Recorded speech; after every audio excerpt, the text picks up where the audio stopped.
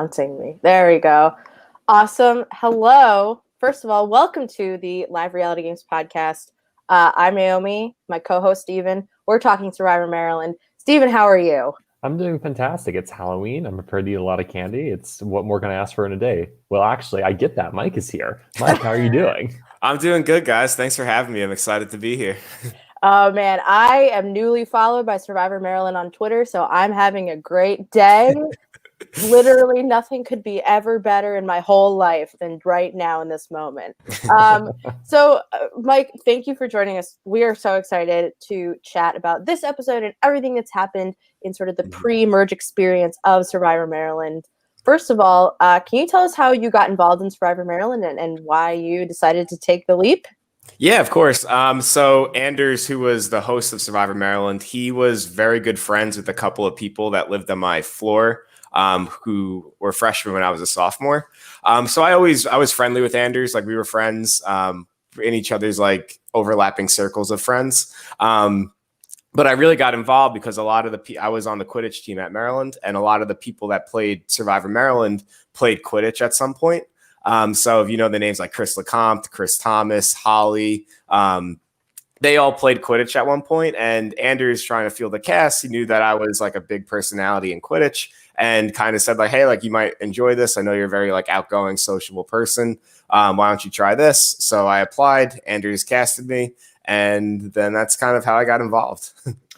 I have a background question. How did you get involved in Quidditch, considering you've seen, at the time of filming, you've seen movie 1 and movie 7 of Harry Potter and nothing in between? Yeah, well, the middle's filler. So you get the intro, you learn who Harry Potter is. At the end, like he wins, of course. But the way that I got involved was like any other college student. Like especially when you go to college out of state, you're kind of just looking to fit in. So naturally that just happens with the people that live on your floor, the people that like are in like your first class. One of my best friends now, Danny, we were walking back from the dining hall on literally the first day of school, and he ran into this girl, Erin Mallory, who was like petitioning for the Quidditch team. And Danny and Erin knew each other because they went to the same high school. So they were like friendly enough.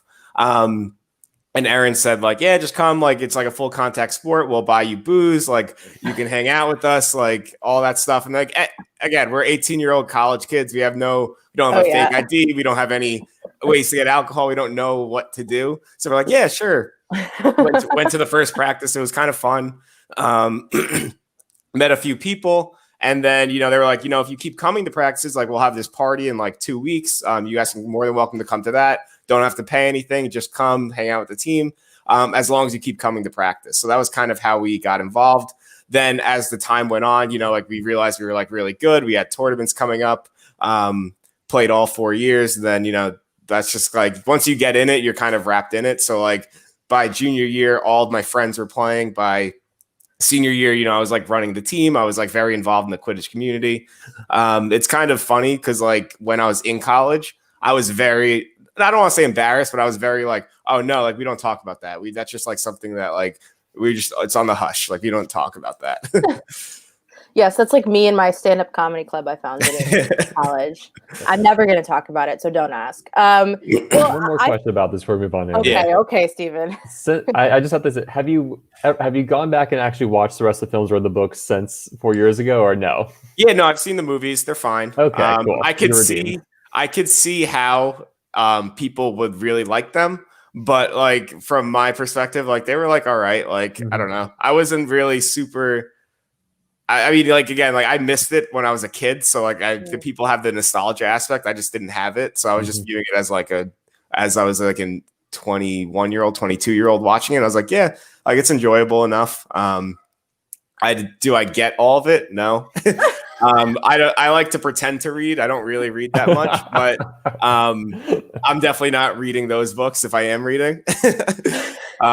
Just because like, the general story, the general gist of it, like you feel like you get it. Right. Spoilers, like Voldemort dies, Dumbledore dies. Like why, what else do you need to know? Yeah. It's all there. Everybody dies. Who matters? It's fine. That is hilarious. I mean, literally, I do this podcast on top of two really big books for my collection, and it's the Saturday Night Live history book and then the 6 Harry Potter book. Wow. Somehow I'm not that short. So this was a kind of a crazy, I would say, emotional episode from your perspective, which I understood because I can only imagine like being betrayed and then just being like, I fucking hate these people, and they're keeping Josh in the game. Like, it's such a whirlwind of emotions for you in particular. So where do you think you were at the start of this episode when Liam goes home and you are just pissed? Like, how did you deal with that? Yeah, I mean, I didn't deal with it well. Honestly, like watching it, I was very embarrassed. It was like watching it now and seeing how like childish and immature and like just like full on like raw emotion I was. It's like not something that I enjoyed. Definitely was in the moment at the time. Like that's just kind of how I was in college. Like I was an emotional guy. That's what made me a very good competitor. Whether it's Quidditch, intramural sports, or just like a survivor. I don't like losing. And at that moment, I was like, well, I lost. Like, I put all my eggs in one basket. Basket's gone. And now I'm by myself, essentially. So I know that they're keeping Josh around, who, in my mind, was a much weaker player, someone that was kind of just skating by and was going to be that flip vote that was going to go, well, he's working with you now, but in like, a week or 2 weeks, like who knows where he'll be because he's just trying to survive. Had I not acted like that, I probably could have like maneuvered a little bit better. But because I acted like that, that kind of set me down that path of, well, I'm going to be the next person going home if we don't win the next challenge. And you see that throughout the episode, like because I was so in the moment angry and so in the moment like emotional, I burned a lot of bridges that maybe not like, even if I acted like as I should have, I probably still would have went home. But like I didn't have an opportunity to not go home because of that. Well, it really seemed like you were actually working to rebuild that bridge with Doug through the episode. Can you kind of talk about working with Doug or trying to figure out how to be able to work with Doug? Yeah, I mean, Doug is the smoothest talker you'll ever meet. He's like so likable. He's so sociable. I figured Doug was the best like way for me to try to regain anything because he's close with Santi. I'm close with Santi. Like maybe like if he talks to Santi or something, maybe he'll just be like, yeah, like Mike is a good guy. I have something that I could work with in the future. Because as of right now, where I was going to be the bigger challenge threat in the individual challenges. So that's a strike against me if you're Doug. And then I do have, like, I'm not antisocial. I do have some form of social game.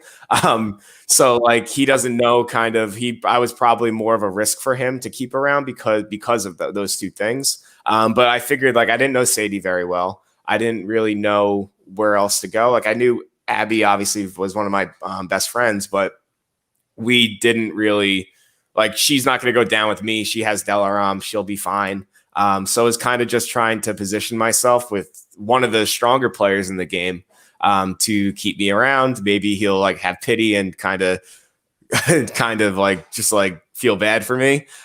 Which again, that's not something that I ever want to watch again. Like that, seeing me that vulnerable and that like weak and just like giving up almost was like very, very difficult. And I was in that position because of how I acted at Tribal. Mm-hmm. I think there are a lot of factors that like led to this. Like it's the butterfly effect. There's a lot of factors that led to just like you had nowhere to go anymore. Yeah. And I think like the emotions are very valid and it's really frustrating. And I think if you look at the YouTube comments, a lot of people are similarly frustrated with the way this is going. And so I think that just shows like how much people are like identifying with kind of the hecticness that's going on. Yeah. And more than anything, Survivor is a game about passion and caring, and somebody who cares about how they're doing in the game is a huge threat to somebody like Doug, who relies on a power structure of people who are a little bit less I don't want to say involved, but like are just a little bit less holding all the power, because your caringness, you have Abby with you, and if somebody sees you as a leader, they're going to go jump on your ship, and that's a threat to Doug, and that's a sort of a threat to his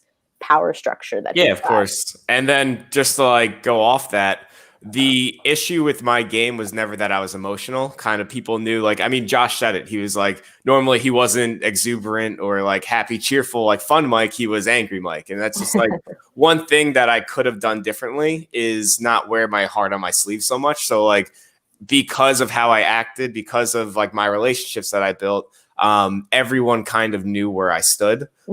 So there was really no, well, now I'm going to start being like sneaky and hiding my relationships, hiding my like, because I put so many eggs in so many baskets that were so obvious that it made it very difficult for me to kind of maneuver that on top of, you know, being emotional, being seen as a leader, being seen as like one of the like louder people. And obviously it put a target on my back with that.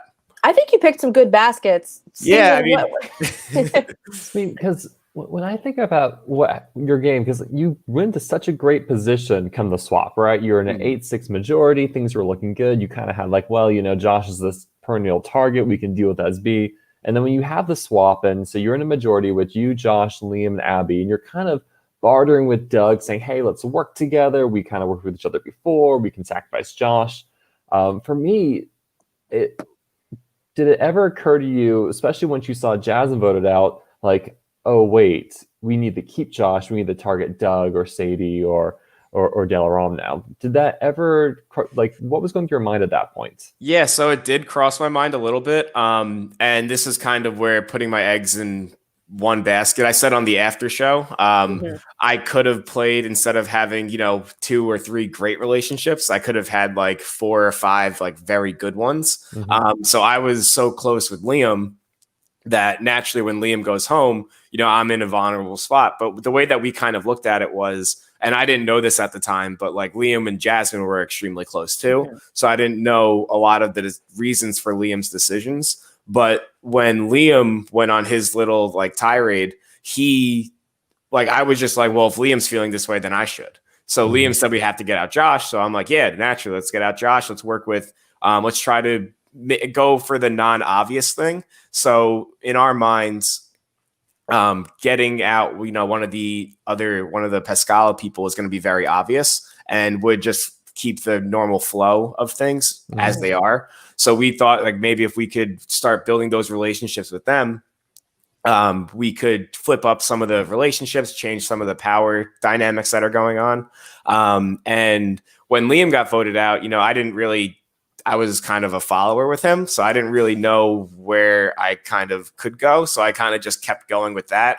I didn't know Doug or Sadie or Delaram very well. But I did know Josh. So that was just an easy target for me to place all my anger because, you know, I knew him. And it's like, obviously, like I can't trust people that I don't know, but I was supposedly like, you're saying that we're together. So like, that was like why, I put the anger and blame on him. And then it kind of just went from there. And that just, again, that's the immaturity of me as a college person. And the inexperience of it. Like, had I just like played normally and played like, not normally, but like played like without telegraphing everything I was doing, I could have probably had a few other things to do. But that was like part of that was a learning experience. This is the first time I ever played a game. And that was definitely just a learning experience. Yeah, playing a perfect game is overrated. Who cares? It is so hard to, and a lot of like the sort of overarching theme of the people we have talked to, like Teresa, Natalia, and Eric, is like, you have a life outside of this game and you can't spend all of your time thinking about it. And so the advantage of somebody like Santi and Doug is that they get to spend time together talking about it outside of like the normal hours that somebody else would. So I think like it's not anybody's fault for not caring about this game 24/7. And I would honestly be worried for the emotional state of somebody who did care about this game 24/7. Yeah, no, exactly. Like, I mean, outside of doing Survivor, you know, I was a senior right before graduation. So I was applying to jobs. I was going to class every now and then. I had Quidditch. Quidditch was 4 days a week. almost every other weekend we had a tournament. So like all my free time that I had was either spent like sleeping or doing Survivor. And it wasn't something that came naturally where like, oh, like my roommate is playing, so I could just hang with my roommate and talk like Abby and Santi have. So like every time I had to go and meet with someone, it was something that I was taking time out of my day to go do. And, you know, like you don't want to waste that time, but you also don't want to miss out on an opportunity because you're not putting in as much time as others. So it's a really hard, that was one of the hardest things for me was like, you know, making sure I had that balance. Like, all right, I'm in Quidditch now, clean slate. Now we're back into Survivor. All right, what happened? All right, now clean slate. Now I have to go to class. Like, and it was just like really hard to separate because each time, like each position that I'm in or each different activity that I'm doing, I'm a completely different person. So like Quidditch, like I was one of like the senior leaders. I was like a vocal and like running the team. And then, you know, Survivor, I have to remember, well, Abby's talking to this person, Abby's talking to that person, this happened, and kind of try to fit into something where I'm not a leader. And then, you know, class, I'm very quiet. I think I asked one question in my college career ever, and it was, can you go back to the other slide? Like, so it's like tough to like, it's tough emotionally to kind of figure out like to balance all of that. And, you know, that's something that you only have in college. So it's like, it's very interesting. Oh my gosh. And I think, Stephen, we forgot to ask the most important question, which is, what did you think of Teresa? Yeah, she has asked us to ask that question to everybody who comes on the podcast. I thought Teresa was cool. I mean, I didn't really know too much of her. She played soccer. I like soccer. I know she's a Man City fan. I'm actually a Chelsea fan, but that's fine. She, like, again, like I didn't really interact too much with her because she got voted out pretty early and she was on the other tribe. But I mean, I thought she was cool. She follows me on Instagram. See, what a shame that we haven't had any other like Yellow Tribe members to ask what they think of Teresa because the red have been just picked off so far. Real shame, but Teresa, absolutely hilarious. And I love that she follows. I think she follows me on Instagram. Like she's found everybody. And one thing I wanted to ask was in the beginning of the episode, you mentioned a plan to Abby before the immunity challenge. You're thinking about telling Josh that Pascal is voting for him because Doug says, we'll vote for Josh, and that Josh should play his idol and you guys vote for Doug. So where do you think this plan kind of falls apart? It is a bit of like a lofty goal, but I do think it is a good idea at its core. So where do you think this plan kind of falls apart? Well, Josh clearly knows that I'm going for him and I have been going for him. So I think that it's lofty for him to believe me at that point. But also like I wasn't sure if he had an idol or not. So it was just kind of like a shot in the dark. That's something that I got from Liam was just, we just assumed he had one and it turns out he didn't. So like, that's kind of like, that's where it falls apart obviously. But like that again, like I'm grasping for straws at that point and I'm just trying to find something that would stick. Something that would, like, we just need like one extra person. And I just couldn't find that person or that way to get that person. Because again, like the things I said earlier, we're very close to emerge at this point, or at least in all of our heads. So are you going to keep the person that could win, 2, 3, 4 individual challenges in a row? Are you going to take that risk if there's like a physical challenge or if there's like an endurance challenge? Or are you going to take the person that, you theoretically save, knock off his 2 biggest enemies, and then now you have him moving forward? So in this episode, you end up targeting Josh again. Did you have any thought to trying to just bust Abby, say, hey, Doug, you need shields, you need bigger threats in this game that help you get through. I am that person. I mean, both you and Abby are going to be physical challenge threats, right? Abby has waylaid every person she's come across this entire season in challenges. It's been impressive. But did you try to, because you kind of suggested this during tribal council, saying, hey, you should keep me, you should maybe vote Abby out, but did you push that in individual conversations with people? No, not really. The issue being is Abby at this point without Liam is the only person that I have sort of like I have a personal relationship outside with her. I have a Quidditch relationship with her. So me being by myself, I have, that at least that in my mind, that go-to person. Also, she's roommates with Delaram. So that's anything I'm saying is going to probably get to Delaram and then probably go to Doug, Sadie, the rest of them. I'm assuming that, Delaram is very close with her old tribe members because, they were in the minority and now they're tied with us. So I couldn't say to let's flip on someone because that information would have traveled. And I think that, the end result would have been the same. But had she not been roommates with Delaram, had they just been friendly or friends, like maybe. And I think that plays a huge dynamic in things because like you said before, like Doug and Santi, they live together. So they're going to naturally talk about things and naturally like go over things. Like same thing with Abby and Delaram. So it's like, anything I say, I'm just assuming it's a microphone to Delaram and then therefore Sadie and Doug. So that played a lot in my mind. And, it was tough because she's not going to trust me over her roommate. She's going to go with her roommate. She has to live with her. I mean, a lot of what you're saying, like, I know this game is super hard and hard to watch back, but like everything you've said of like talking to Doug, because you know that he's kind of in charge, like all of these are very good observations from like a first time Survivor player. These are not like, easy peasy, like, oh, I know this is going on. Like these are at very least like mid, 201, 301 observations. Yeah, I mean, like my mind wasn't the issue. It was just my inability to not like portray everything that I'm saying or everything that I'm doing. I knew that like Doug and Santi, or at least Doug was like pretty much running the show, but I couldn't do anything because he saw me as this emotional like wild card. And then, I luckily had a very good relationship with Santi, but Santi knew too. Like I'm sort of like an emotional wild card. So it's like, so why is Santi going to save someone that's, a threat to him? And then that's kind of where like everything kind of fell apart was once Liam went, I lost my like sort of like my shield and my like powers, or at least my number. And, Liam never used his advantage. Liam never... we never found an idol after spending like hours looking for it. Like we were apparently like very close, but I think had Liam had a sense that he was going to go home, if he used that advantage, that would have changed the game entirely. Had we been more observant and not, I don't want to say full of ourselves, but not like so high and mighty of our standing in the tribe. Like we might have been a little bit more aware because there were signs that were pointing to, both me and Liam being on the hot seat, but we just both were, like I was trusting Liam, Liam was trusting me.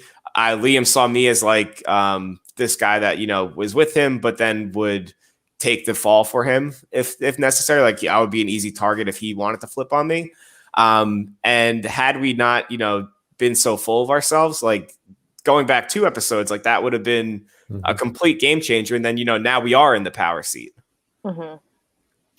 Yeah, because that episode where Liam gets voted out, we mostly just see you and Liam debating, do we inform Josh? Do we try to tip him off to try to flesh an idol out? We don't hear from you and Liam much discussion of what if Doug betrays us. Yeah, and that was very dumb on our part. Again, Doug is the smoothest talker.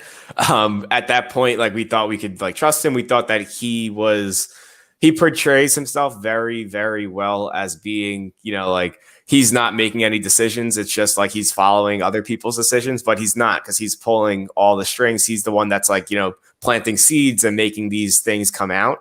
So had we, been aware of that, like we could have adjusted our game a little bit, but also we would have told Josh. We would have not voted Josh if we saw that, Doug wasn't like trusting us. So that's smart on Doug's part because he sees Liam, Liam does have the advantage. Liam is a strong player. He does have a lot better relationships than I had. But then, he knows by taking Liam out, he takes me out because now I'm by myself. And it's also a little bit of an extension of what Santi wants to do because this is a way for Santi to get what he wants without actually getting any blood on his hands. And we had said on the last episode that like, if you're you, the best case scenario is you win this challenge. But if you're Doug or Santi, the best case scenario is if your tribe throws the challenge to get rid of you, because that is the best move for them because you're coming for them and you are the person who has sort of really realized it, it's like you have Angie and Morgan on one side who don't have a lot of power, but if you guys get together, it's a like a shit situation for Santi and Doug. The numbers flip, and then we say, like, Doug is moved doing this, Santi's able to do this. And then, the power dynamic would have changed. But like you said, that challenge was we just didn't have the right strategy for it. We didn't, I don't think we threw it. I think we did try our best. I can't speak for the other people, but I didn't get the sense that they were throwing it because they could have thrown it a lot easier, to be honest.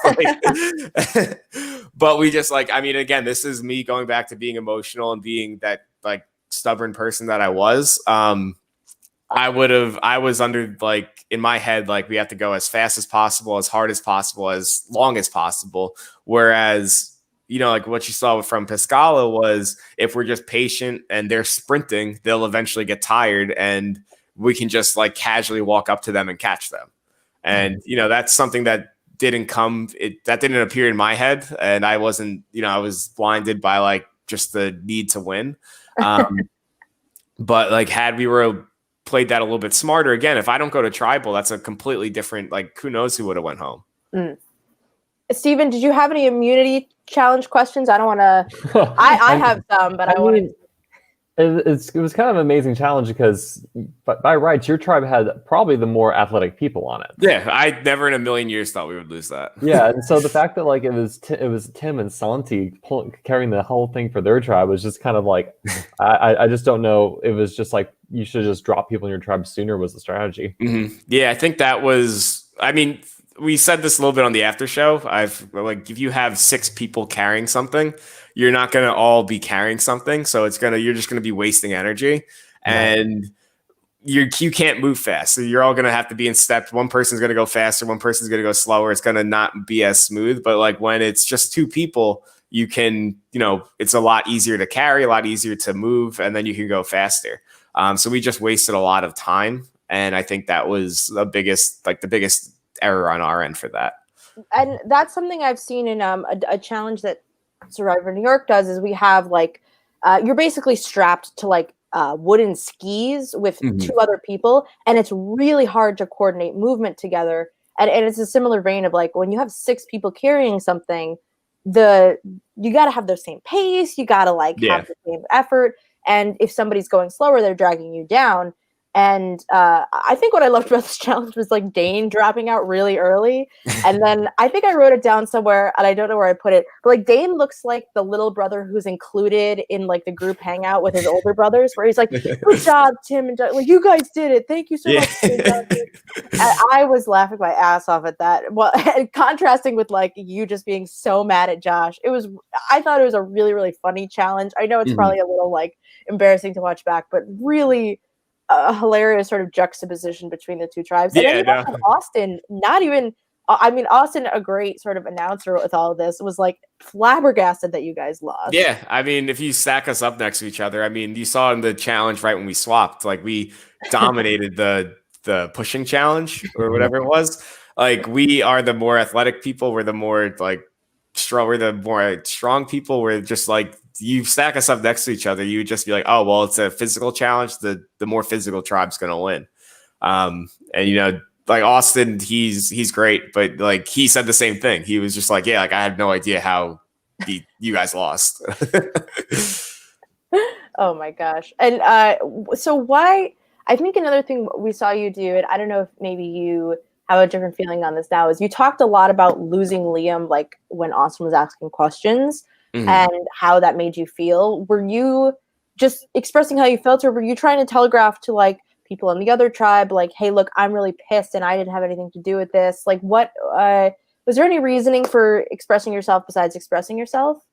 Yeah, it's a little bit of both. So, I do know Morgan on the other tribe. I do know some of those other people, and I didn't want them to think that I was flipping or I was the person that flipped. And, they're not at tribal with us, so they didn't see my emotional breakdown. But if they thought that I did it, and then I came over and we won the challenge and I came over to them, they might have a bad taste in their mouth. So it was a little bit of both. That's part of my emotional breakdowns helping me. So that was a byproduct of me being emotional, me just being well, I'm by myself now. I have to win this.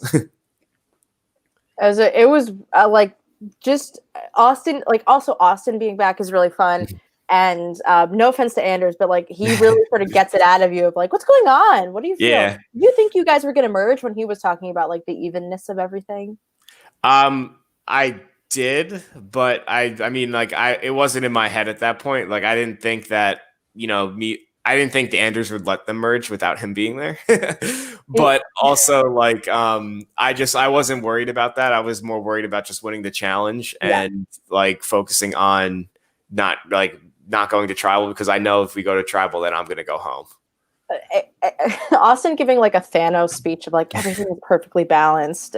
Just, I'm like, yeah, fuck you guys, it's not the merge. Steven, after this challenge, any questions come to mind? A lot of questions, I'm sure. Hypothetically, let's say you either merge at 12 or you get through the next vote and you merge 11. What would have been your game plan going forward? To run away from everyone that was on my current tribe and just try to fit in on the other tribe or with the other people. Yeah, like, I mean, I was going to just eventually do what Josh was successfully doing on our tribe, was just being, hey, if you need a vote, let me know. I'm here. Like, I'll vote with you guys. And then just try to stay outside of the, like, limelight. And, like, hopefully, like, whoever would be the next target, like whether it's Doug trying to go for someone or someone else trying to go for like Sadie or something, like just be like, yeah, I'm like here. I don't have like super tight ties with any of them. I'll vote. If you guys need a number, I'll vote. And then just kind of try to skate by like that. Until like I felt comfortable. Cause in my mind, like I could still trust Santi. So like I would have probably fallen into that trap and got taken out at some point by him. But like, I think I would have been able to last a few rounds by doing that. And then until I build a strong enough relationship with someone else, because, as a college kid in the game that I played, I have, I play in like almost absolutes. So it's like, if I'm with you, like I'm 1,000% with you. And whereas like, that's obviously not the best strategy, especially going into a merge. Like I would have had like 2 people. And then like, there's like 9 or 10 other people that would just be like, well, those 2 are together now. That's cool. It's a really tricky spot to be in, I think, because there's so much overlap, I think, is the problem. It's not just like cut and dried, this tribe swapped it, whatever. Like, Santi took out Jasmine, and the yellow tribe kind of bonded together, but then they also like very clearly have a hierarchy that like they're not acknowledging. They're very much in denial. And so it's like this very weird situation where if you go into that merge, like who the hell is there even to talk to besides like Angie Morgan and Abby? Yeah, I mean, I would have ran to them. I probably would have talked to Dane a little bit. Just because, like of that hierarchy, like I feel like he would have been almost in the same spot that I was in, where it's just like he's not comfortable. And that would have been, we would have tried to find comfort in numbers where like for like the first vote, maybe we go for, Doug or Santi or someone like one of the stronger, or Sadie, like one of the people that are perceived like at the top. Just unfortunately, like we never got those numbers. And like props to Doug, because Doug played his game based on like those relationships that he was able to build. So like he was the exact opposite of me, where I had 2 like really good relationships, but he had good relationships with everyone. So when he would go to like me, or he would go to Josh, or he would go to obviously Santi, that's a bad example, but he would go to these people and you would just be like, wow, I trust this guy. Like, yeah, he's very genuine. He's 1,000% with me. He's just like not. Yeah, I think the internet is very confused by the magic of Doug, and like Anders said this, like if you played, you would have been the same way. You'd been like, wow, Doug is like, yeah, like Doug's my ally. Doug's my person. Like we can, like we're gonna work together. And then like you'll just go to the next tribal, and then the votes aren't with you, and then Doug will just be there smiling. So, like, it's apparent to us as a viewer that there's the Doug super alliance that's forming, where it's the old Pascala plus Josh and Santi. Is that something you felt you were aware of in the game, or it's only been after the game or watching back, like, oh yeah, this is a thing? It's something more I'm seeing after the fact. I didn't really notice it too much. I mean, especially with a swap, you just assume that the people that swapped with your original tribe are probably going to stay together. Only because like those are the people they know.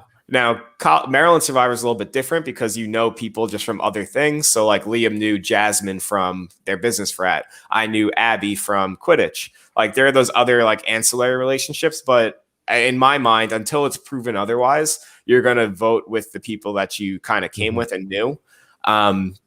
Which leads, like, as part of the reason why me and Liam wanted to flip was because we thought it would help build those relationships with Pascala.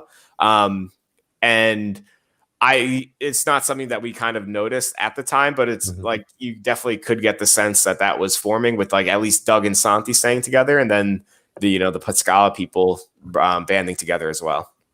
Yeah, if I think if your other alliance of Jasmine, Angie, Morgan, and Santi had taken out one of Dane, Tim, or Sadie, and Amanda, there we go. I think if one of them had gone on them, then your flip would make perfect sense and been a great idea. I think it's just like because Santi flipped in the other end, then something like Doug was like, oh my gosh, I have a power move. And it was just, a bad cascade of events for you there. And that's kind of, again, that's the ancillary relationship where Doug and Santi are roommates. So obviously Santi's going to tell Doug what's going on. Doug's going to tell Santi what's going on. And Santi probably was like, yeah, like this is a good move for you. Like do it. Like if you, as long as like you can prove that it wasn't like directly like me or you, like go ahead. Like it'll be a very obvious and easy vote for you guys. Should you have targeted Santi early on your tribe knowing he had a roommate? Like is this like an issue? Do you think that going forward people who play Maryland Survivor need to be hyper aware of these roommate relationships and like try to take them out because they can cause these type of issues?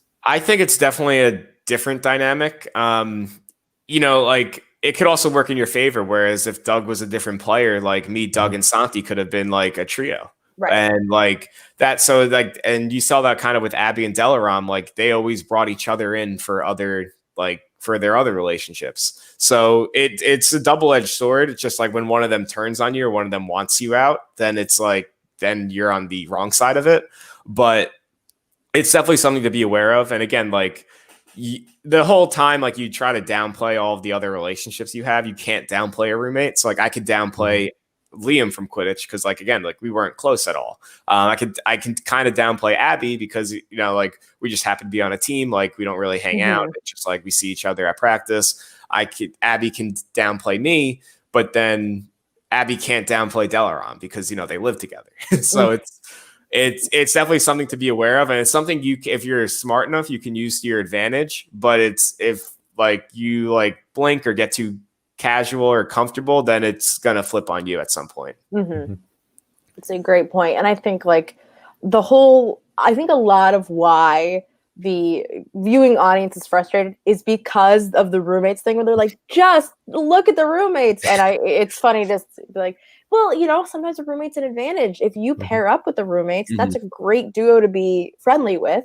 And for all, sort of that's happened, you were good with Santi. You and Liam were great with Santi right before the swap. So there is no real reason to question your relationship with him. Exactly. Yeah. So like, especially because you said, like up until that point, me and Santi were like tight. Me, Santi and Liam were tight. So we didn't have a reason to suspect it. But it's kind of the same thing where it's just like once one of them, like once the swap happened, we should have realized like, hey, like we can't trust roommates that are on now opposite tribes because they're going to be able to dictate partly of what goes on in the other tribe. And that was, again, being a naive college person, you kind of forget that they're roommates almost because, you just see them at like challenges, you see them when you're meeting up with them. But then they eventually go home at the same place. So it's like, it's something you have to be careful of, but something that like in the moment, like, yeah, like you see that they're roommates, but then you like, it's like, that's like an afterthought almost. Can I run a really far-fetched hypothetical scenario past you? Yeah. Go off, King. In the round where Eric goes home, right, where you have kind of this tribal council, you have Angie and Abby from your tribe, and you have a bunch of Pascala people. And at that challenge where you played like the food chain challenge, you and Doug struck a deal saying, yeah, we'll just go hard and take out Eric together. Life will be fine. Do you think, or do you wish that you had maybe tried to make it so one of the other Pascala members had gone home that time?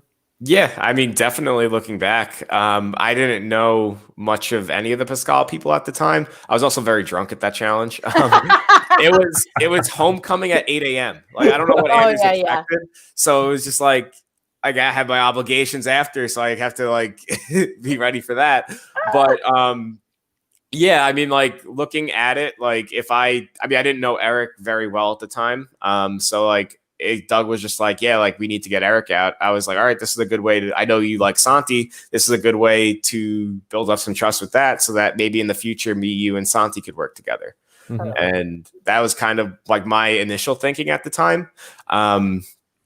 Looking back, that was just part of Doug, again, being like that spider that pulls the strings and is able to manipulate things, even though he didn't have a relationship with me at that time very much. He knew me and Santi were close, and that was just a smart play on his part because looking back now, I see that they were like enemies with each other. And so I just had a question, sort of tangential. What does being a Yik Yak campus ambassador mean? Because I remember I was also on college campuses around this time, and I remember seeing people wearing these shirts. What was it? Because I was on Yik Yak, but I just saw it as like a bullying tool. So Yik Yak was like basically an anonymous Twitter for those that don't know. It was like very popular for like 2 years, I think, maybe 3 years on college campuses. Basically, you'd post like a funny message and then like people would upvote it or downvote it. But I was able to become a campus rep just because like I applied and I was just looking for something to do. I didn't do anything. So they sent me a whole box of merch. Like I had like 1,000 bottle openers, like 50 t-shirts, like a bunch of socks, sunglasses, like you name it. I just kept it. So like I was at a point where I had so many bottle openers, I would use it for one bottle and throw it out. But like I gave it to all my friends. Like I was supposed to like hand them out and like do like events, and like they just paid me up front. So I was like, Yak's popular. Shit, I was gonna become one. Damn it! That is so funny. To have like 4 years later to have like a Yik Yak bottle opener is like truly a piece of treasure. I have so many of them still. Like I was literally one bottle. I would just throw it out with the bottle. This one got its all use. Where are you located now? Can I come grab one? Is that possible? So I do live in Hoboken, New Jersey now. I'm no longer in Maryland or DC. But yeah, I'm in New Jersey, like right in the border of New Jersey, New York. For those that don't know, I'm in Queens. I'm coming over. Cool. Yeah. I actually grew up on the Jersey Shore, which explains a lot of my, personality, a lot of my acting. It tracks. But yeah, so I'm up in New Jersey in Hoboken, and just chilling. I mean, your last name is Madonna. If you had told me that you grew up in like Iowa, I would have said you're fucking lying to me. Like, it's fair. Steven, is there any other questions you want to talk about before we like release Mike from our grasp? Is there anything else you were thinking of? Just two general questions. First of all, would you play a game like this again? And second of all, what have you been up to since Maryland? Yeah, I would definitely play again. I think it'd be very interesting playing now because, I did grow up. I did mature. I got like a little bit more, less emotional, more reserved. I am currently playing actually Endure, which is another online game. Right. And I couldn't lie and say I didn't play Survivor Maryland, but like, cause my season's out right now, but seeing the person that I was then compared to the person that I am now, and I'm not trying to give anything away because, I am playing it now. But just seeing that, like people are like in the game are coming up to me like, wow, like you're way different. And like, it's like funny. But so I'm playing Endure right now. This is the first online game that I've ever played. I would definitely play Survivor Maryland again. I think everyone, given the opportunity, should play. I think it's you learn a lot about yourself, and you learn a lot about different dynamics, like how you can publicly speak. So like I actually became a very good public speaker from doing like my confessionals and doing one-on-ones and like talking to the camera. Like this is something that I never really did before until Survivor. So I'm able to, I think I'm able to, like, you learn real life skills while you're playing a game, which is very cool. After college, I moved back home, back to New Jersey. I currently work at a startup called Better Mortgage, in operations, which I deal with people all day. So I deal with, different types of people. So some people are very aggressive. Some people are very reserved. And I think a lot of like my success in like work can be attributed to being able to read people that I kind of learned some of the skills from Survivor Maryland. It really is like I think Steve and I would both agree. It teaches you so much about who you are, and then maybe why people don't like you, and what you can do to mitigate that, and be a better person to other people. Exactly. And it's so fun. Would you ever consider doing like a game that isn't college campus and is maybe just like a weekend? Look, I'm not saying Survivor New York. I'm just saying any game that exists. I would definitely play again. Especially like you said, you learn a lot about yourself. That's one of the most painful parts of it, especially watching back. Cause like, I've learned these lessons already and now I'm watching myself not know the lessons. And it's like, you're so stupid. Like, just like act differently. But, it's cool to see how far you kind of came. I would definitely play another game. Like I said, I'm playing Endure right now because Andrew's kind of recommended me for it. But like seeing the community, seeing like the different aspects of the game and seeing, like you have a different opportunity to meet people. One of the best things I liked about Quidditch was at the end of the day, it is a community. Right. I know people all over the country because of it. So like I can go to Louisiana and I'd know like 15, 20 people. I can go to California. I'd know 15, 20 people. Like that's like one of the coolest things about it. You have that with Survivor. So like all these people that I'm playing with now, this is my first game, but like they all know each other. They all like have played with each other. They all know of each other. And it's cool to see like that community kind of come out. Absolutely. And I think another thing is, so like Stephen and I have both played a game in like Tennessee, and neither of us are from Tennessee.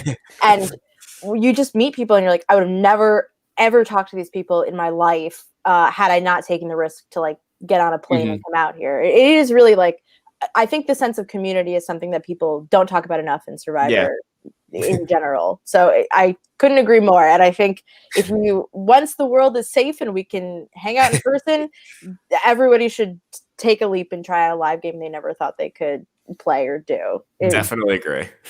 Awesome. Mike, thank you for joining us. It's been a real treat. We're going to keep bullshitting about what we think is going to happen, coming soon. But it's been awesome to talk to you and get to hear more about what we've been thinking about this whole, several weeks.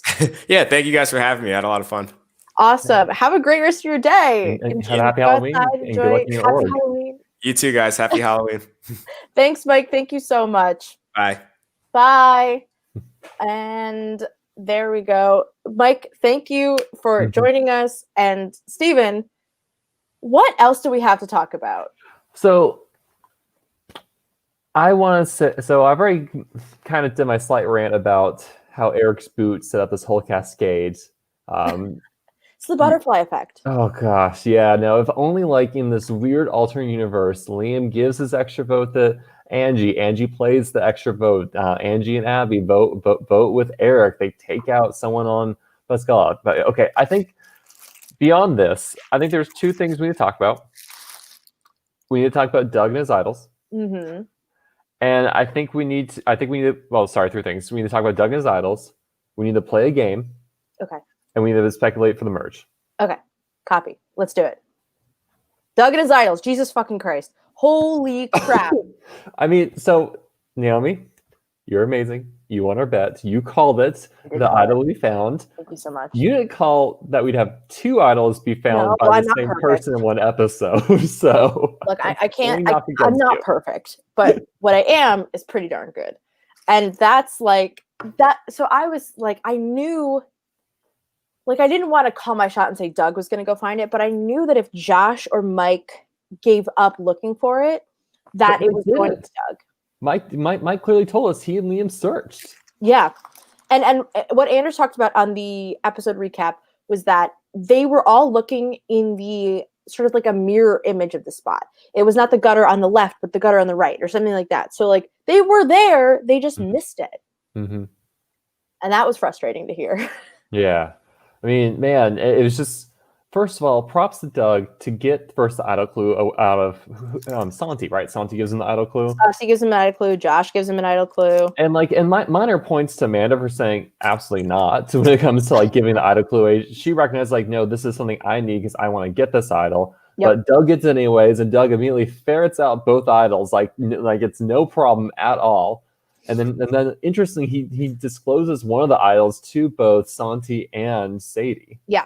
I think this is smart on his part. I think if Santi had given him the clue and he didn't find anything, he would have looked like a liar. So you tell Santi, like, hey, look, I have the idol. And you tell Sadie, hey, look, I have the idol. And so if people try to make a move or they flush your idol, you're still safe down the line because you have 2. Or at the very least, you can use it to build trust with Sadie and build trust with Santi and say, let's take this super far. Let's not just, turn on each other at 8. Let's take it to like 6, So I thought it was interesting that he told Sadie and he told Santi, hey, I'm going to tell the other person. Like he disclosed to both of them that the other one was going to know about this idol.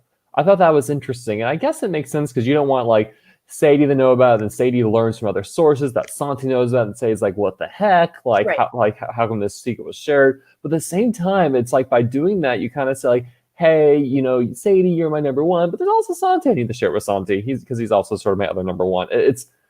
I'm not quite sure if it was good or bad. Well, my other thought was like, if you tell somebody, hey, I do have to tell this other person, but I'm telling you first, it makes it seem like you're my number 1, but we do need somebody on the other side to make sure that we're not just 2 people against the world. We're 3 people at least. So I think it's good and bad. If Santi and Sadie ever connect and say, hey, I know about Doug's idol. When did he tell you? Oh, he told me at like 2 p.m. and then he said he was going to tell you. Oh, well, he told me at like 1:30. So I don't know. They could suss it out, but I do think it's a good method of covering your tracks because they're going to say, oh, he told me on this day. Oh, he told me on this day. They might not, check times or whatever. Or an alternative way, you just say, hey, let's say I'm Doug, I share it with Sadie and says, I really think that this would be a good way to pull like Santi into an alliance with us. So you kind of get her to agree that's a great idea. Then you go to Santi, tell Santi, say, hey, this would be a great way to bring Sadie in with us. You kind of pitch it to both saying, let me go tell the other person so we can like make this a whole thing. And then like, I don't know, maybe try to backdoor it that way. Yeah, I think either way, Doug was right in who he told, if that makes sense. You don't want to tell Amanda, you don't want to tell Tim, and you don't want to tell Dane, obviously. Well, okay, back up.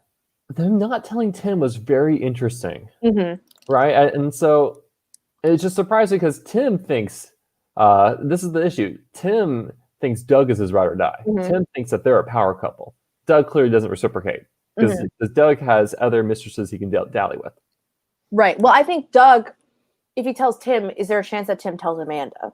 Because Amanda is very dependent on Tim and Doug for information. That's not to say she doesn't have success outside of the alliance, but she needs them for a lot of info and things that are going on.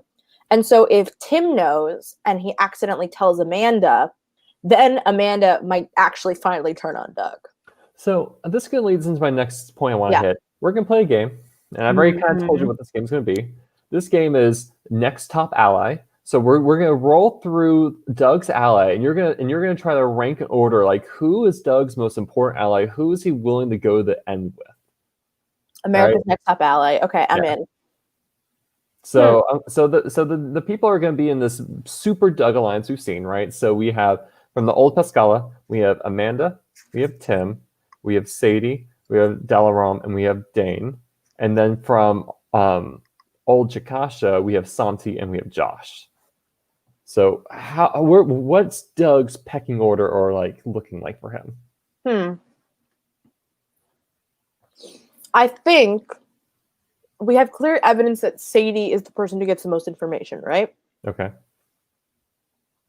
And I think that because Sadie has not done a lot, Sadie could be somebody you beat at the end. I don't want that. I want Sadie to win because she's my winner pick. But I think when you look at the crowd, right, you see Tim is someone you can beat. Amanda is somebody who is a big fan of Survivor. And so the problem with Amanda is if she catches wind that Doug has a lot of power or that Doug and Santi are together or that there's any sort of power structure that is above her, she might try and do something. Whereas someone like Tim or Sadie is content to work with Doug. So I think Doug's number 1 is actually Sadie. Number 2 is Santi, but he knows he has to get rid of Santi.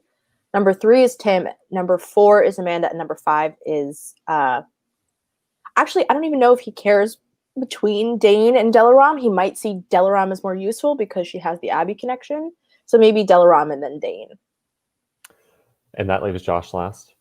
I mean, yeah, nobody cares about Josh. No offense to Josh, who is great, but nobody cares about him. So I'm going to push back a little.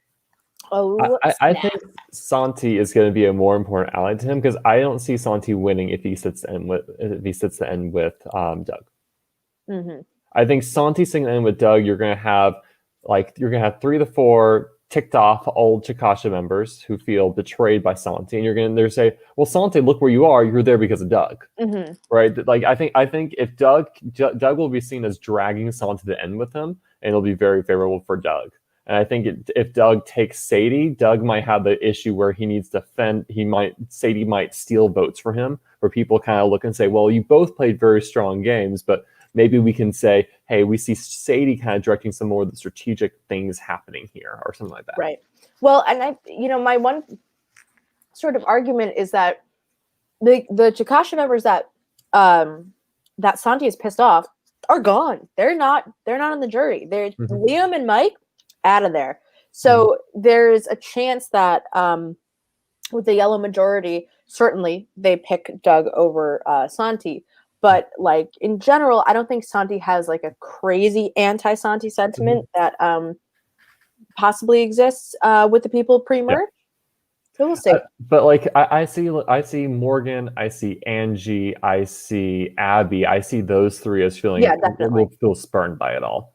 I'd also like to think that Josh is gonna be number 5 in this pecking order for the same reason that Santi is up high.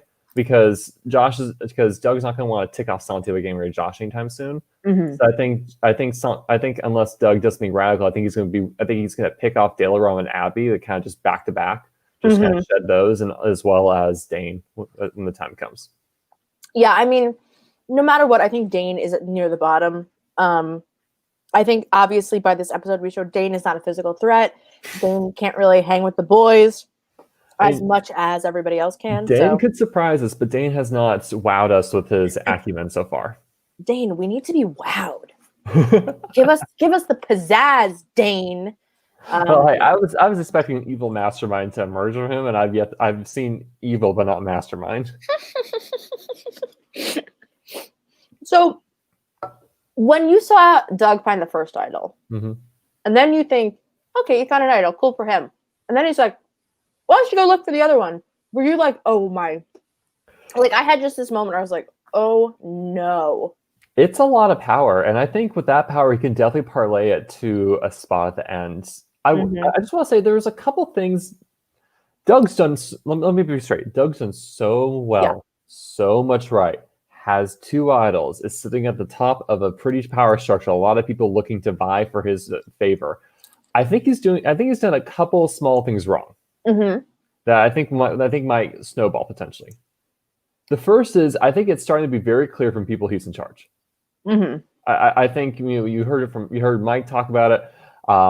I think we even heard Abby talk about it. To me, I think it's very clear that Doug is at the top of this alliance and is calling the shots. And you might see some people who knows, but maybe Tim and Amanda might wrinkle and might decide to jump ship because of that. Right. Second, we get this scene this episode where I don't remember where exactly, but he's with Sadie and they're kind of talking through winner contenders of everyone that's left. And they both put themselves in the winner contender category. I think that there was Santi in as well, maybe a person or so. But they kind of discussed that. I would never do that with someone. Like top ally or not, like I was just like, it'd be so weird saying, yeah, the only people who have a shot at the end could be like me or you and maybe one other person. It's like, maybe if you're like rolling through a Wendell Dom type 2 to the end, we're just like, yeah, we're running this game and it's suicide for us to go against each other. Therefore, we need each other's backs. Then I can see having that conversation. But like, I don't think I'd ever be willing to have a conversation with another player saying who is let me phrase it. I'd be willing to have a conversation of who is a threat to win this game. I'm never going to throw my name in that ring. And I think also in this episode, we see sort of this like, I forget the full context of it, but we see like the Sadie and something happens where Sadie essentially expresses that Doug is in charge, Sadie right? has so Doug speaks to Mike, and Doug's like, no, you're fine. I'm on your side. I get you. I understand. Even though Doug's kind of like, why would you trust me? Rolling my eyes. And then Sadie talks to Mike and says, well, Doug doesn't quite trust you yet. Right. And kind of throws Doug in the bus. So Mike comes back to Doug, and Doug's like, what's going on? Now Doug needs to kind of mollify Mike, and he's kind of upset with, we don't see a lot of follow-up for Sadie, but he's kind of upset with Sadie because of this. So that's, well, I don't know if we'll have a lot more follow-up from that, but it could be something that opens up Pandora's box later on. Right. I don't think it's a mistake on Doug's part. I just think it's kind of like okay, it's something's a little happening. bit of play on Sadie's part.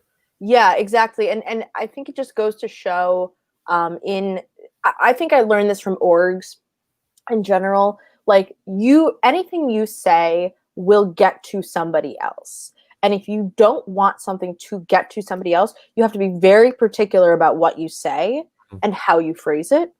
So it's really a matter of like, if you're going to talk a little smack about Doug, you best expect it to get back to Doug. Like, it's not going to work. You can't just say that privately.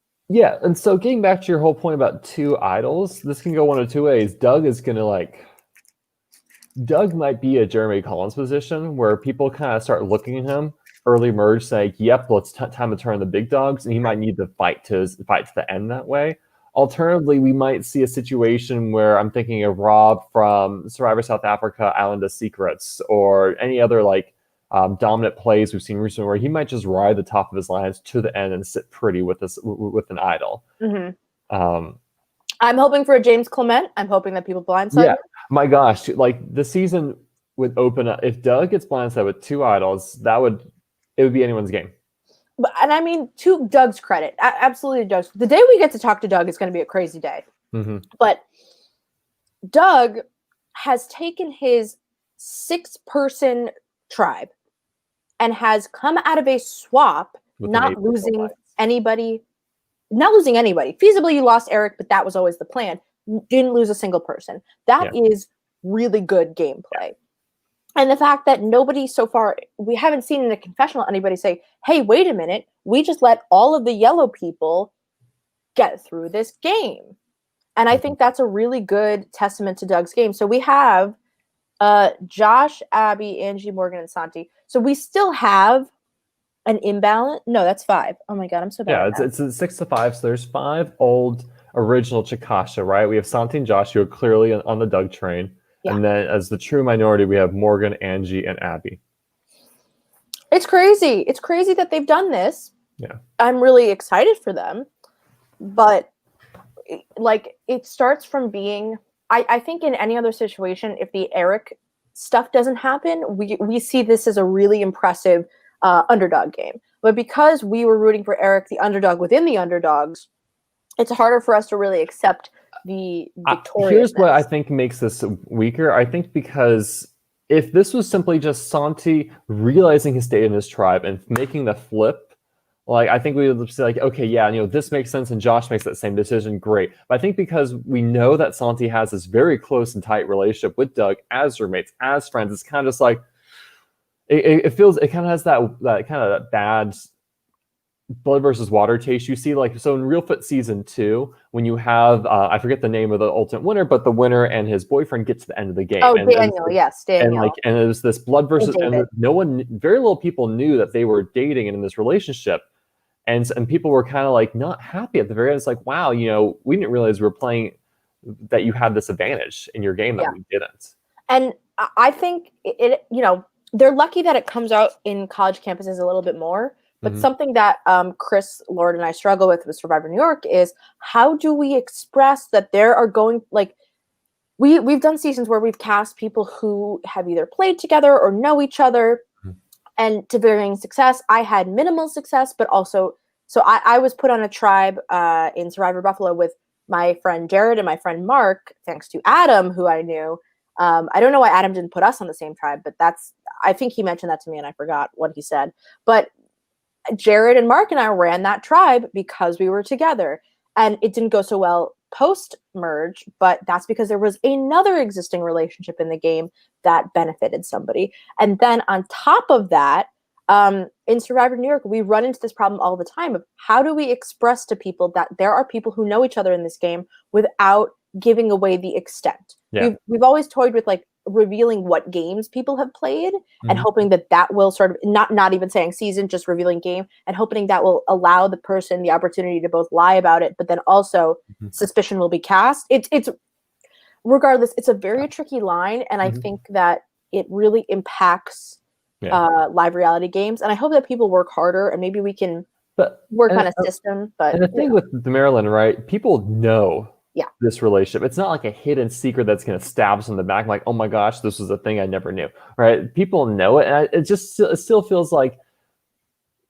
this wouldn't happen on I don't think this would happen in a real season of Survivor where you don't have these type of pre-existing relationships, right? I don't think we would have seen Santi as comfortable making that flip if he didn't know Tim and was friends with Doug. Right. So, I think we should get to the end part of the segment here. So now that with the merge, who has the best winner's equity, and what does each person need to do to win this game from here? Final 11. So I think big thing is Doug needs to be very careful. And I think if Doug gets greedy or Doug gets goofy, he's going to lose his opportunity. On the other side, I think people like Amanda need to really start considering where they live in the tribe and seeing if they can work on their relationships with people, because we have like the Dane Amanda conflict that might rise up again if they're not careful. We have this Abby Delaram group. Here's maybe what I think could happen, because I think Doug and Santi right now have the best win equity. How does somebody like Amanda triumph over that? I think if Amanda grabs Tim and says, Tim, let's get rid of Santi to allow us to be more close to Dane. Delaram and Abby, work with me. Let's get rid of Santi.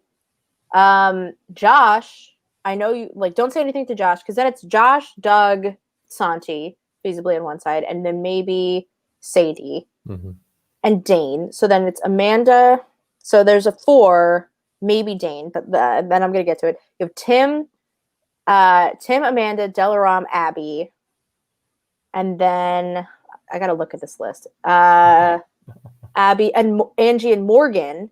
You could do it. You could get Santi out at this next vote.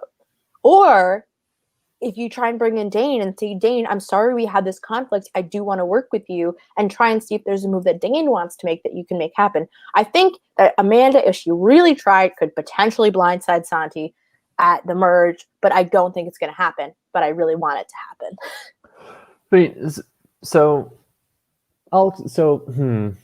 I'm going to put players into 4 tiers.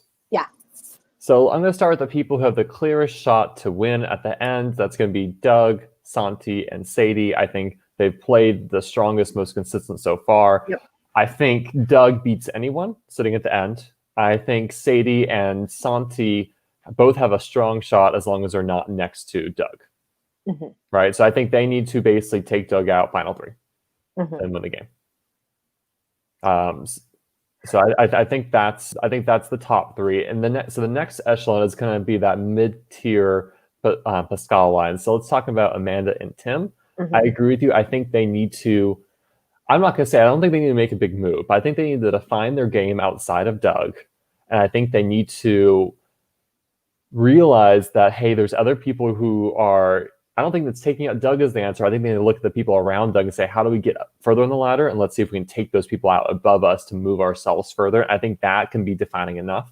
So I think they need to realize where they're at and what they need to do to get ahead in the echelon of their pecking order. And I think that could help a lot, as long as, again, they're not with Doug at the end. I think it really is. You know what I mean, we've talked about Ghost Island a lot, but like Amanda really is kind of in this Kellen spot where if she doesn't make a move and doesn't have the energy to take somebody out, then she's going to get cut at like final whatever. Final 7, right? And these other spots for like Sadie, like the Donathan and Laurel spots Mm-hmm. are going to be taken up by, or Dang. like the Angela spots are going to be taken up by like Sadie, Tim, and Josh, or someone else who doesn't really like participate as much in the game. And Amanda's Survivor dreams are going to go down the toilet. And I think that like we've seen this happen in Survivor Maryland before. I think a lot about Nicole Senti, because I watched that season a couple months ago in quarantine. Nicole Senti really like cannot make a decision to save her life and ends up just losing because nobody respects what she did. And if Amanda and anybody else doesn't make decisions and just lets Dane or just lets Doug or just lets Santi make a decision, they're gonna lose. Yeah. So I think that's the mid-tier Pascala. The bottom tier Pascala, let's talk about Delaram and Dane. I think they need to realize very quickly that, oh shoot, we are the most expendable as member. Now, Delaram thinks she's tight with Doug and Sadie. I don't know what Dane's thinking. Dane clearly must think the same as well. So will they realize that? Will they act on it? I don't know, but I think they need to realize it and act on it to survive, or else they're going to get cut come mid merge. And I'm very excited. I think next episode, the one thing I'm very excited about is that Delaram seems to be bonding with Doug more, and she has Abby. And we got to see a lot from Abby this episode, which I was super excited about. But what this means going forward is that we could see something happen with Abby and Delaram, right? Or we could see Delaram rise in the ranks. Maybe she and Doug just get along really well, and he just never talked to her before. Like, if I think Delaram has the most maneuverability within her, like out of most people in the bottom tier. And it's really about her having the incentive to do something, and not ending up the position where the plan is to cut both her and Abby back to back, to both winnow down the Mega Alliance and winnow down the minority. That's, I think, the most dangerous part of Delaram's game, is not just being thrown out like that. So so those are the three partitions of the giant Pascala Doug Alliance, and that leaves the kind of Chikasha minority. Ish. So we have Josh, who's kind of in that Pascala supermajority, and then you have Morgan, Angie, and Abby. And so I forgot to kind of talk about Josh. Josh is going to be kind of with Dane and Delaram, where he needs to do stuff and not be dragged, right? Exactly. Yeah. And honestly, I know I agree. Like, it was a correct move for him to flip and do what it is, but he needs to define his game, and he needs to make it so people see him acting with agency, not simply Santi's friend that we're saving. A flip is a valid move. I think he did was valid and fine, and he outplayed Mike. I agree. The thing is, like, from the sense I get from watching the show is players still might not be taking him seriously. It's like when we see Cochran flip in South Pacific, he does it for a very valid reason, which is he knows he's going home, like last if his tribe wins, right, and wins out. But what he doesn't have is the ability, like, he doesn't have the maneuverability on the other side. But someone like Josh has the maneuverability of going back and forth. And if Josh gets really smart and figures out what he wants to do, he can, like, feasibly make something happen and have a really good stretch to the end. But I think the common theme that we're talking about here is, like, everybody needs to wake up and smell the coffee and figure out what's going on in this game. And I'm really sort of impressed that Mike had such a sort of intelligence for the game and knew a lot of what was going on. And hello, can anybody else, like, can we get somebody else to do this, please? Like, I mean, and so that gets the final three players. These are the original Chikasha. We have Abby, Angie, and Morgan. I think all those three just need to get to the end, and they'll win. Right? I think if they can get to the end and say, hey, we parlayed our stance from this giant minority or this small minority all the way to the end, I think that can be a victory in and of itself. Right? I think their game, because they're in such a restricted place, is much less complicated, unfortunately, and they just need to ride it out. And I think, Abby herself hasn't seemed the most active and engaged. I think she needs to turn on the afterburners, and I think Morgan and Angie need to not be the merge boot. Which one of them will be the merge boot? And I think the other part of this is, and I'm gonna be sad. I know Abby is also really set on Josh, and I think that, like, we never asked Mike how that came to be. I wish I did that. But I think part of it is just like Abby's just wanted to get Josh out, And I think that could work to an advantage where if Delaram says, hey, I'll take Josh out, and like everybody takes Josh out, that could work. Mm-hmm. But the chances are slim that what Abby wants to do is going to get done. Have you watched Survivor South Africa, Island of Secrets? I've only watched the season that somebody's posting right now, which is the season where Palessa pulls the idol off the So this thing. so minor spoilers. So in Survivor South Africa Philippines, the following season, Island of Secrets, you roll into the merge, and you kind of have this mega alliance form, and it's being ran by this core group of people, and they consistently chink off minority and also the outer fringes of their alliance to the point where the people on the edge, even the people who are in the majority, are like, oh wait, I'm not in the majority anymore, never have the power or the numbers to ever do anything about it. Right.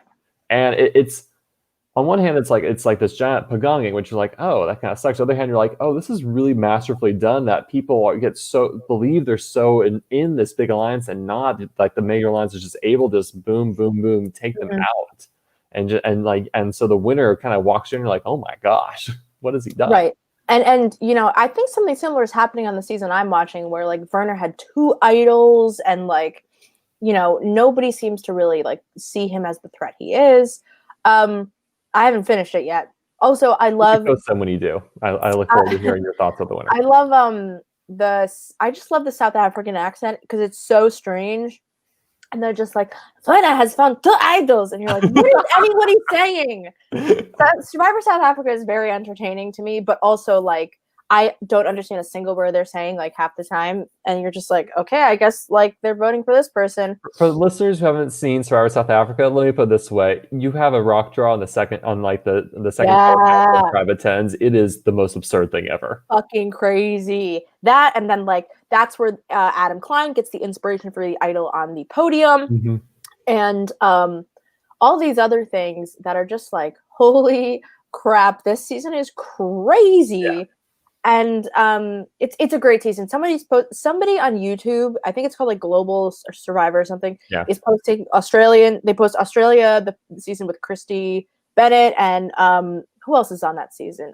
Brooke and Lockie. Lockie season 2. Brooke, Matt, Sam, Flick, Lee. There we go. And great season. Everyone should watch that season. And then he's posting this season of Survivor South Africa, which I find really interesting. So if you're looking for more Survivor and you finish Survivor Maryland, you should definitely go check those episodes out. I think they're really good. But they also show, I think, a really interesting dynamic of like, there is this majority that's forming and the majority is able to, it's almost like you're able to pick off the crazy people. And that's not to insult them. But they're paranoid because things are not going to work out for them. And they're paranoid because they realize they're at the bottom. But you can just look at them and be like, oh, isn't that person fucking crazy? Let's get rid of them. Like, bye-bye. And it sucks to watch as a viewer, but it is really a masterful way of cutting people in Survivor. So, Steven, what else is on your mind? What else we got? I gave my students a midterm this week, and the average is 75%, a far cry above the 40% of the first midterm. Life is sweet. I learned that astronauts, when they go to space, because they don't use their feet, we human beings have calluses on our feet because we walk so much. And when they go to space, they lose the calluses on their feet, and then it hurts to walk when they get back to Earth. That's what I learned. I never thought about. I learned about it from TikTok. Thank you, TikTok. It could be total BS, but I think it's true. Naomi, tell us what other wonderful things you're up to so our viewers can listen in and follow. Survivor New York airs every Friday at 7 p.m. And then we have our recap podcast Wednesdays at 9 p.m. We will have the interview with the most recently eliminated player, who is just a total sweetheart. We had an interview last week with the eliminated player who is, she kicks ass. And so like a real privilege has been catching up with these people. They're really fun. I hope everyone's watching. And the other side of it is I have a podcast called Mike White Was Robbed, where we talk about, Survivor takes that are hot takes that people don't like. I just did a podcast episode with my friend Emma, who works for the state of Massachusetts in like the sort of public health department. And we talked about why Survivor should not film a new season, and why it is unsafe in coronavirus for Survivor to even attempt to film a season Whereas Big Brother is successful, Survivor cannot be successful. So not even with like if we just like did it in the US and had a local theme season. Think about this. You're starving, you're hungry, you're cold. Your immune health is there's no way you film this in the winter, right? You have to wait till next summer. Yeah, but even still, like you get cold at night, and if you're cold and damp, like I mean, they get cold in Fiji in the jungle, you know, like it's your immune system is so battered from the lack of nutrition and the lack of proper like body care that film crews shoot 12-hour days. So Big Brother has the benefit of them being isolated from each other, but in Survivor, every contestant has 3 people on them, minimum: audio guy, camera guy, utilities guy for the camera. And so to have 3 people overlooking you, look, we get into all of this, but let me say, it's not safe. And I don't think Survivor should start filming. Sorry, I just went off on my own podcast episode that I already did. Naomi. Thanks a lot. What am I going to do if there's no Survivor? Oh, wait. More live reality games. more live reality games. And Steven, you created this amazing list of all the live Survivor games that exist in this world that so a person could play, right? I'm going to be working with Dustin and Kirk to get this on the website because I think we've gotten most of the games that we know of. But I've compiled a list of every single live reality game: Survivor, Big Brother, College Survivor, The Mole, original games, or even that you saw a TV show, Amazing Race.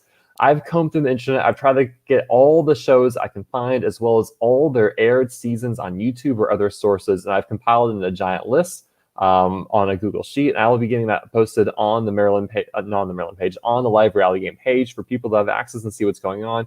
I'm also looking at updating and trying to get the live reality game Wikipedia functional. Oh man, I tried so hard to make a Survivor.